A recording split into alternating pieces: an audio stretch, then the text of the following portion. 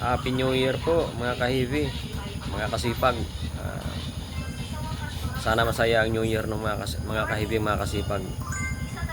Tuloy lang tayo sa trabaho. At hanggang dulo, papunta rin tayo dyan sa ibang pupuntahan natin. Ibig sabihin yung grupo natin sa OFW masipag at saka sa TV Kupin Operator Malupit Group. Hindi lang po, kaya malupit. Okay, Brad?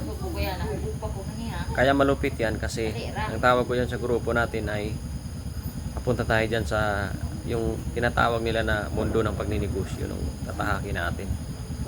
Kaya kanya-kanya tayong share sa grupo natin. Okay mga ka-heavy, mga kasipag.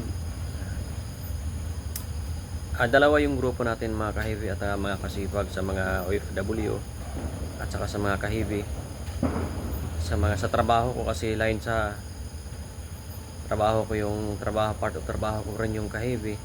Sa mga gustong may makukuha na konting idea sa pagmamaneho, sa pag-operate, pwede kayo doon sumali, mag-join sa group natin sa ka-heavy community. Yun po yun.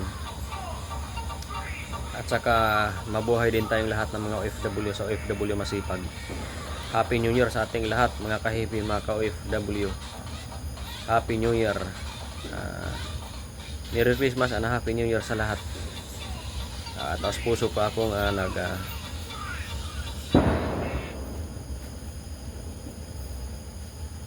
sumabay sa celebration natin para sa ating group sa ka-heavy community at saka sa OFW masipag community. Meron din tayong YouTube mga ka-heavy, mga kasipag sa group natin na ilalagay ko sa ating description link sa taas. Kung gusto nyo mag-join, simpleng trabaho lang yung sa akin, trabaho lang. Tatahak din tayo sa mundo ng pagninegosyo na kanya-kanya tayo na mag-figure out.